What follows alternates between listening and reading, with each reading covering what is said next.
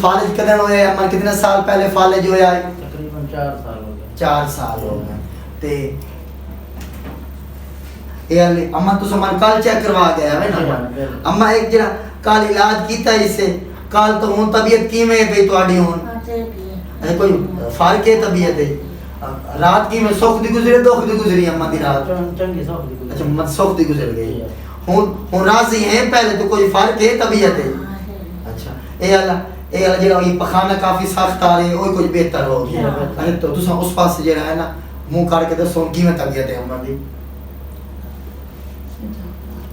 सर्दी ठीक है जी अम्मा अच्छा रात की में मत सुख दी गुजरी को नहीं चंगी गुजर गई अच्छा अम्मा राजी है कोई ना होना राजी है